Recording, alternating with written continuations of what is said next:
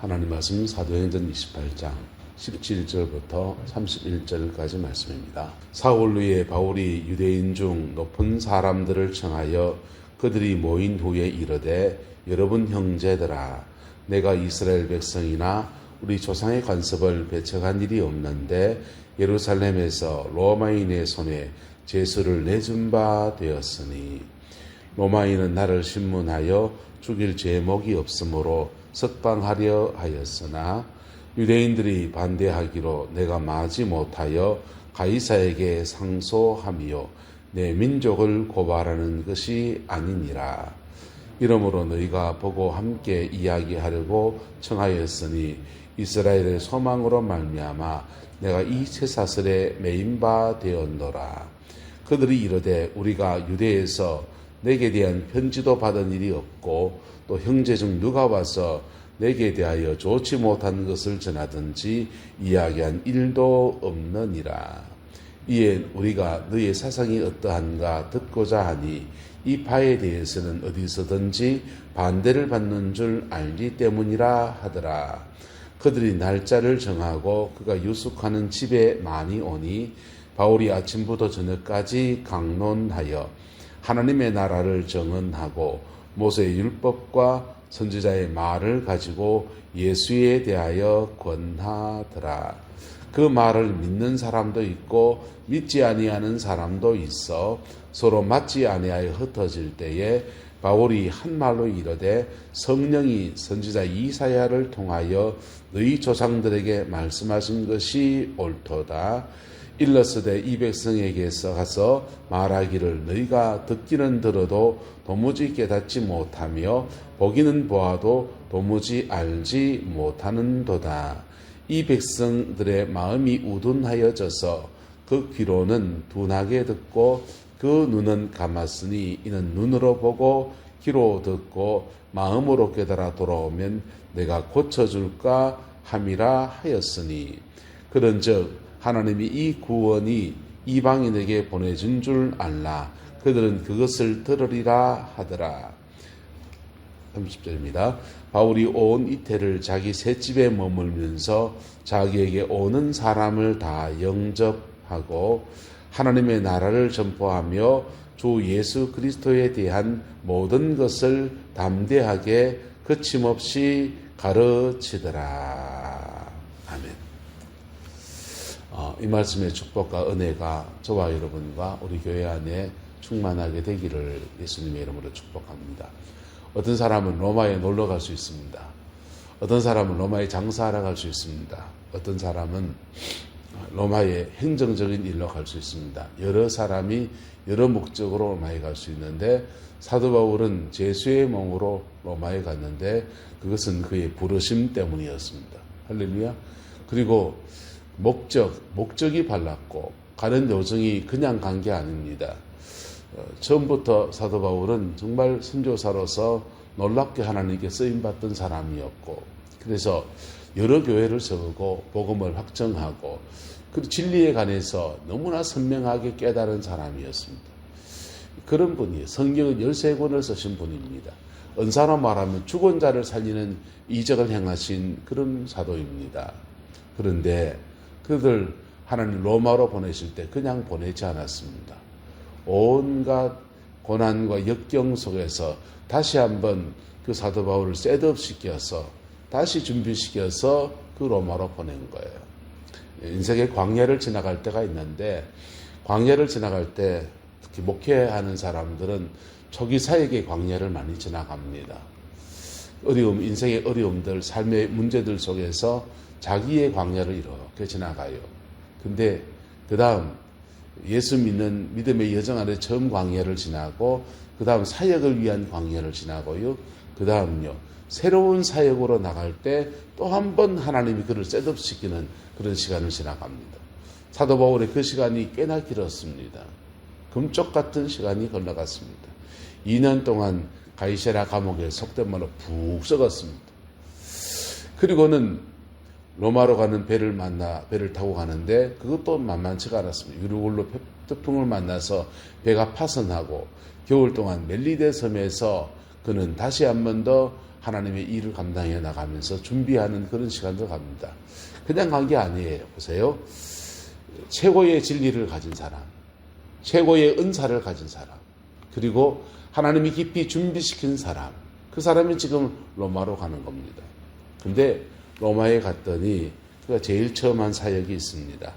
사흘이 지나서 바울이 유대인 중에 높은 사람들을 청하여서 그들을 모은 후에 여러분 형제들아 이렇게 동족으로서 우애감을 가지고서 이야기합니다. 이스라엘 백성이나 우리 조상의 간섭을 배척한 일이 없는데 예루살렘에서 로마인의 손에 제수로 내준 바 되어졌다 라고 얘기합니다. 로마인은 나를 신문하여 죽일 제목이 없으므로 석방하려 했지만 유대인들이 반대하기로 내가 마지 못하여 가이사에게 상소했다. 사도 바울은 혹시나 자기를 향해 오해가 들려질 것에 대해서 먼저 이해를 시키려 합니다. 유대인들이 반대해서 내가 살기 위해서 가이사에게 상소했지만은 내 민족을 고발하는 것이 아니다 라고 이야기합니다. 그랬더니 이 로마에 있는 유대인들이죠. 이들이 말합니다. 너희를 보고 이야기하면 교생하노니 이스라엘 소망 때문에 내 쇠사슬에 매인 바 되었는데 유대에서 너희에 대한 편지도 받은 일이 없고 형제 중 누가 와서 내게 대하여 좋지 못한 것을 전하든지 이야기한 일도 없다라고 말해요. 지금 로마에 있는 유대인들은 적어도 사도 바울에 관해서는 백지인 겁니다. 아무것도 없는 무에서 시작한다는 겁니다.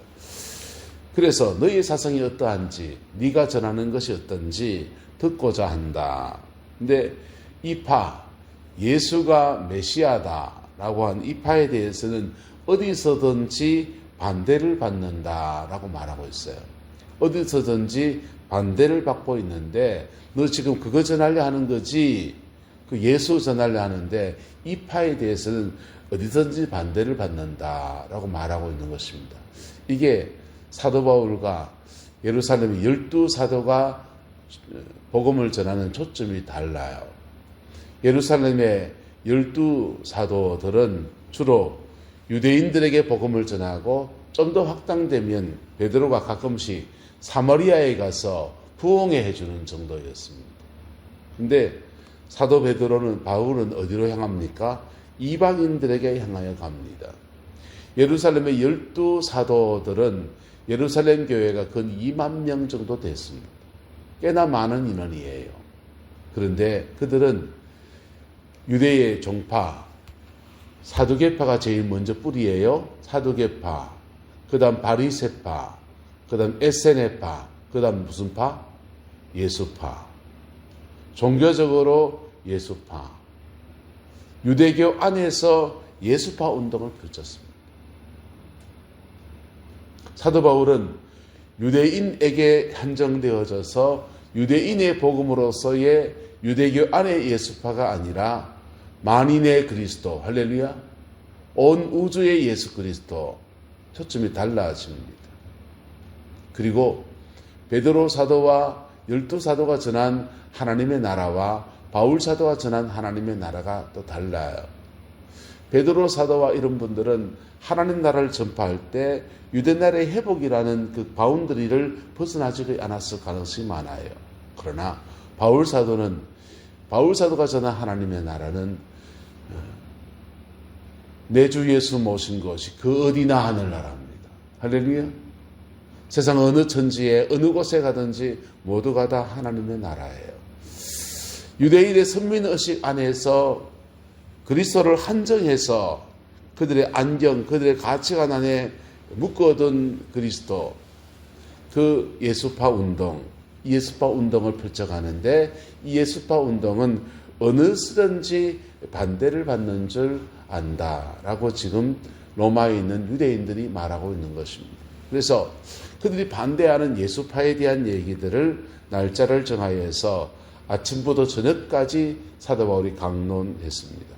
하나님 나라를 정언하고 모세의 율법, 선지자의 말, 모세 오경입니다. 모세 오경에 전한 이야기들, 그 다음에 선지자의 말, 선지자들은 선지서를 썼지만은 그 선지자들이 열왕기하, 역대상하 이런 선지서 말고 역사서도 그들이 기술했어요.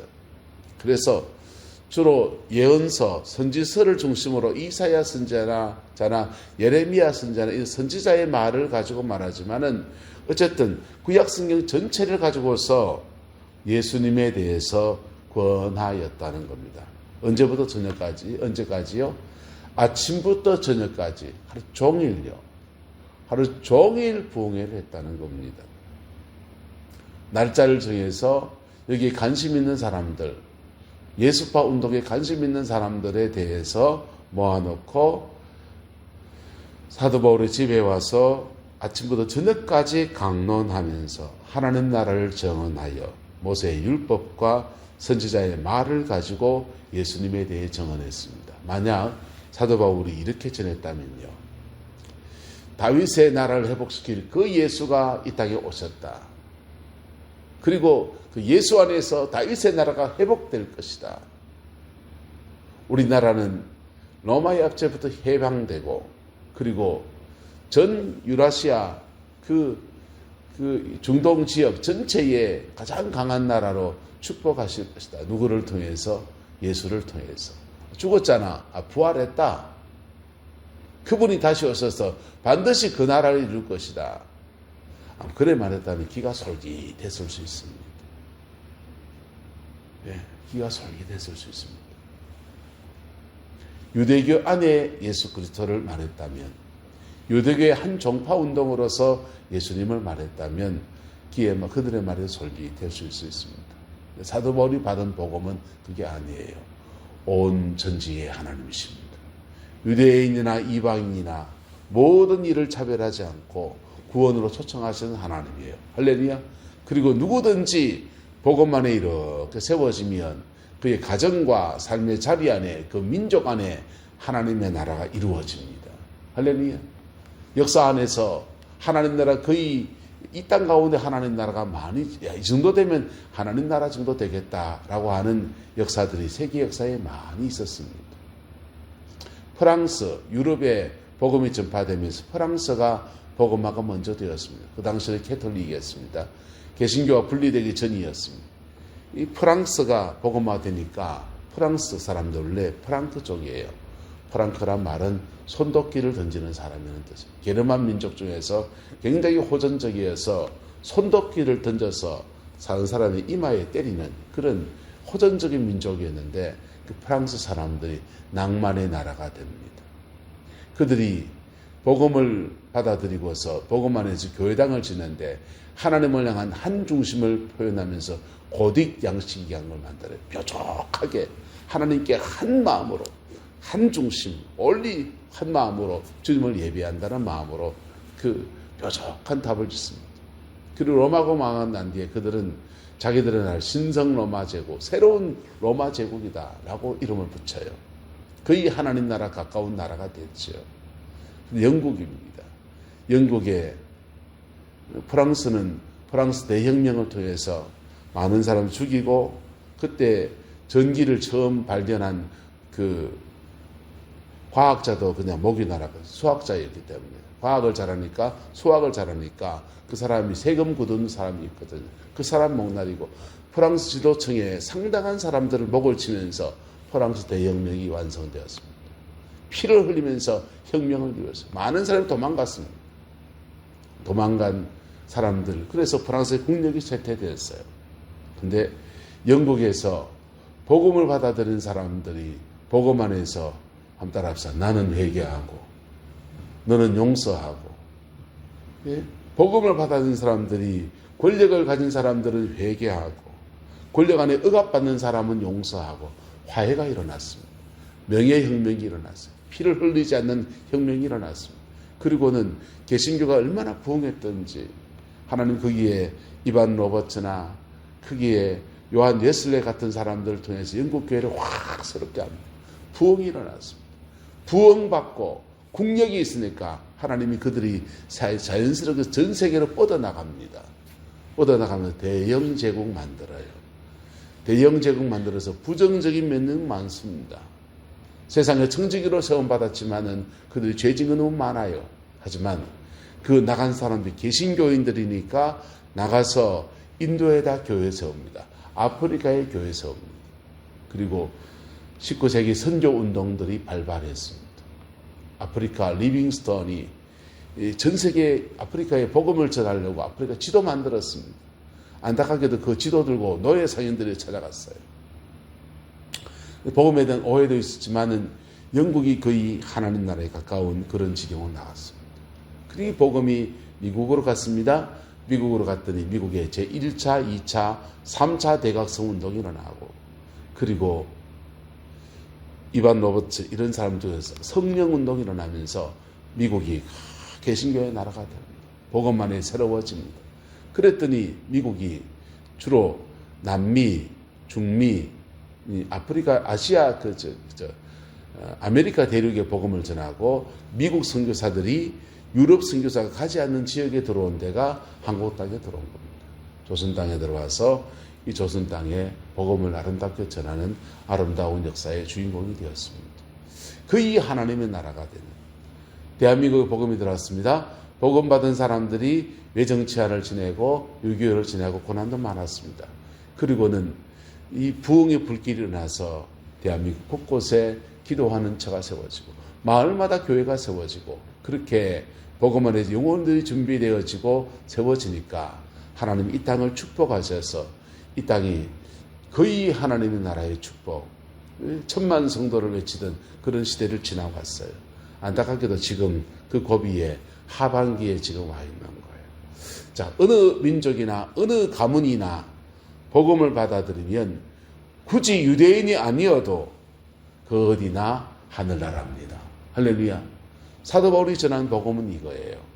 유대인들의 한정되어 있던 이 이스라엘의 소망, 하나님 나라의 소망을 우리를 통해서 온 세계 열방 가운데 뻗어나가는 것이다.